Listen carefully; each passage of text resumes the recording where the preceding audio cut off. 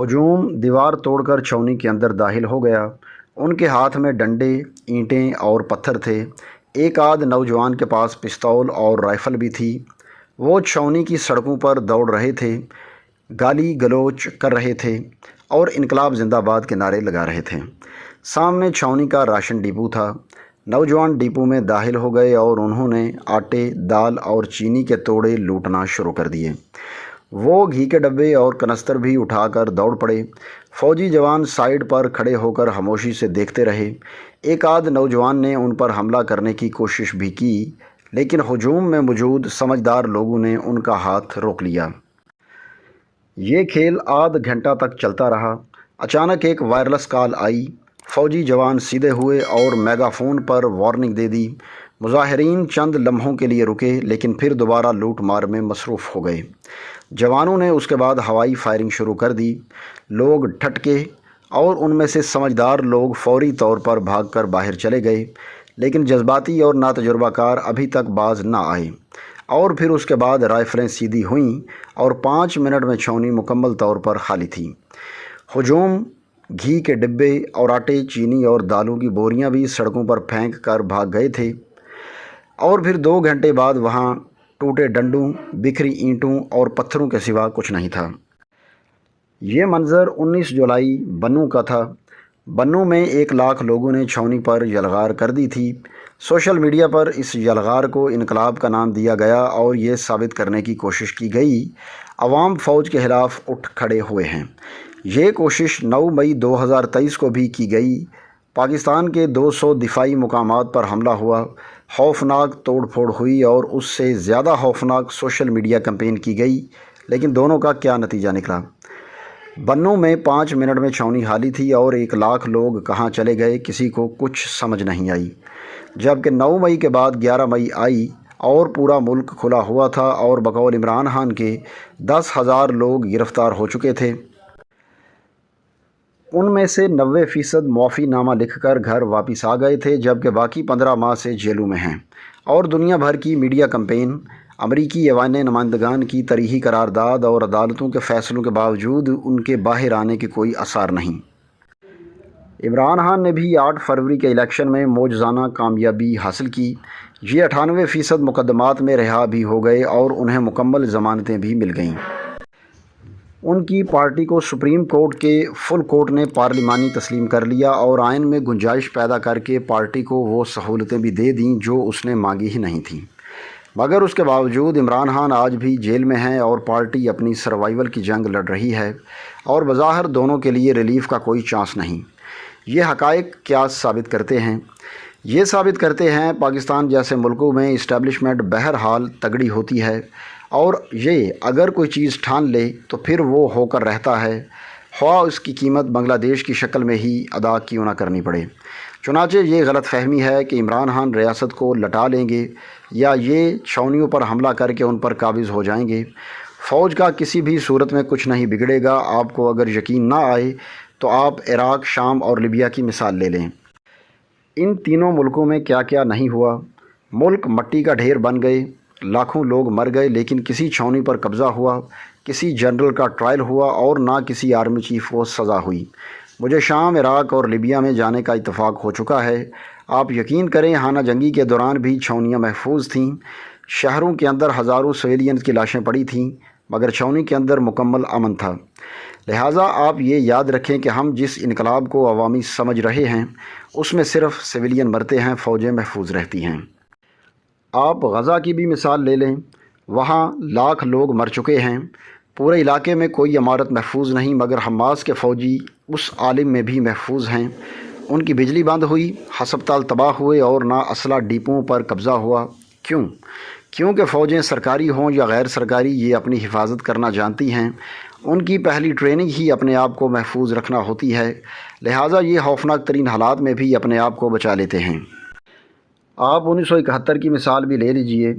پاکستان ٹوٹ گیا اور ہمارے 90,000 فوجی بھارت کے قبضے میں چلے گئے، لیکن آخر میں سرنڈر کرنے والا جنرل نیازی بھی واپس آیا، اسے تمام براعات بھی ملیں اور وہ آج بھی لیفٹیننٹ جنرل امیر عبداللہ خان نیازی کہلاتا ہے۔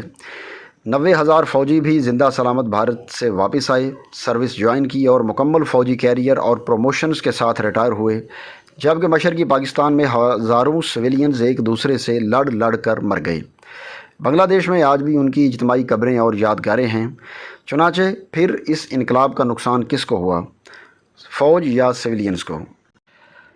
آج کی صورتحال بھی اس سے ملتی جلتی ہے۔ یہ یاد رکھیں، ہمارا ایشو لوکل نہیں ہے، بین الاقوامی ہے۔ عمران خان کی شکل میں مغربی دنیا اور بھارت کو ایک ایسا شخص مل گیا ہے جو دنیا کی واحد اسلامی نیوکلیئر پاور کو دنوں میں مٹی کا ڈھیر بنا سکتا ہے، جس کے ذریعے یہ اس ملک کو 3-4 ٹکڑوں میں تقسیم کر سکتے ہیں۔ چنانچہ یہ ملک صورتحال کا جی بھر کر فائدہ اٹھا رہے ہیں۔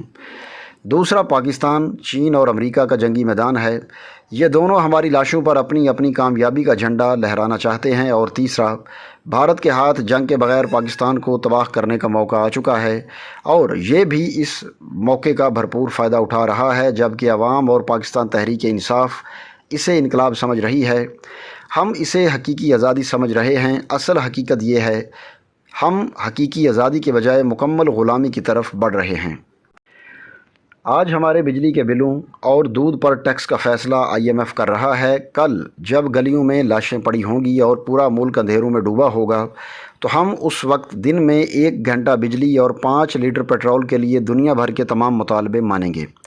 آپ تسلیم کریں یا نہ کریں، مگر ہم شام، عراق اور لیبیا بن چکے ہیں۔ بس اعلان باقی ہے، بس عمران خان کا باہر آنا باقی ہے، اور کراچی سے لے کر تورہم بارڈر تک آگ ہی آگ، ڈنڈے ہی ڈنڈے اور لاشیں ہی لاشیں ہوں گی۔ اس کشت و خون میں کسی کا اگر نقصان نہیں ہوگا تو وہ فوج ہوگی۔ فوج چپ چاپ چھاؤنیوں میں بیٹھ جائے گی اور کوئی اس طرف رخ نہیں کرے گا۔ عوام ایک دوسرے کے ساتھ دست و گریباں ہو کر ملک تباہ کر دیں گے، اور لاشیں سمیٹنے والے لوگ بھی نہیں ہوں گے۔ ہم تباہی کے گھڑے کے اندر بیٹھے ہیں، لیکن افسوس کسی شخص کو اس کا احساس تک نہیں۔ ہمیں اس ہولناک صورتحال سے صرف 2 چیزیں بچا سکتی ہیں۔ ہم پارلیمنٹ اور آئین کو باپ مان لیں، قومی اسمبلی میں موجود تمام پارٹیاں ایک بار اکٹھی بیٹھ کر آئین پر دوبارہ حلف لے لیں، اور آئندہ آئین سے باہر نکل کر کوئی بھی حرکت نہ کریں۔ سپریم کورٹ بھی آئین کا تابع ہو جائے، اور ارکان اسمبلی بھی عمران خان سے مذاکرات کریں، موجودہ سسٹم کے لیے وقت لیں، بے شک 2 سال کا وقت لے لیں، اور 2026 میں شفاف الیکشن کرا کر سسٹم سیدھا اور صاف کر لیں۔ سیاسی مقدمے نہ بنانے کا حلف بھی لے لیں۔ آرمی چیف اور چیف جسٹس کی مدت ملازمت میں 1 ہی بار اضافہ کر دیں، اور اس کے بعد ایکسٹینشن پر مکمل پابندی لگا دیں۔ یہ فیصلہ کر لیں کہ دنیا میں اگر تیسری عالمی جنگ بھی ہو جائے گی تو ایکسٹینشن نہیں ہوگی۔ وزیر اعظم بھی 2 مرتبہ سے زیادہ وزیر اعظم نہ بن سکے۔ پارٹیوں کے اندر بھی اصلاحات کریں اور انہیں بھی آئین کا حصہ بنائیں۔ میں خود میڈیا پرسن ہوں، میں نے تعلیم بھی میڈیا کی حاصل کی تھی، اور میں اس پروفیشن کا بینیفیشری بھی ہوں، لیکن میں دل سے سمجھتا ہوں اس میڈیا اور اس سوشل میڈیا کے ہوتے ہوئے ملک نہیں چل سکتا۔ جب جسٹس اطہر من اللہ نیو یارک میں کھڑے ہو کر اعتراف کرتے ہیں، ججز ایک ٹی وی چینل کی وجہ سے 9 اپریل 2022 کی رات 12 بجے عدالت کھولنے پر مجبور ہو گئے تھے، تو پھر پیچھے کیا بچ جاتا ہے؟ ہمارے ملک میں عدالتیں تک میڈیا سے متاثر ہوتی ہیں۔ یہ رات 12 بجے لگ جاتی ہیں۔ چنانچہ میڈیا کی ریفارمز بھی ضروری ہیں، اور آخری مشورہ، ملک کی 1% لیڈ صرف 5 سال کے لیے اپنا انٹرسٹ قربان کر دے، IPPs کیپیسٹی چارجز معاف کر دیں، سرمایہ کار پورا ٹیکس دے دیں، اور پریشر گروپ سڑکیں بند نہ کرنے کا اعلان کر دیں، تو ہم بچ جائیں گے، ورنہ اللہ معاف کرے ہم بمشکل 1 سال نکالیں گے۔ جس دن فوج نے بیرکس میں واپس جانے اور ملک کو اللہ کے حوالے کرنے کا اعلان کر دیا، اس دن لوگ ایک دوسرے کو چیر پھاڑ کر رکھ دیں گے۔ PTI کے لوگ نون لیگ پر حملہ کر دیں گے، اور فرقہ پرست ایک دوسرے کی مسجدوں اور جماعت خانوں پر قبضہ کر لیں گے، اور اس کے بعد ہم چند دنوں میں شام، عراق اور لیبیا ہوں گے، اور اس میں نقصان کس کا ہوگا؟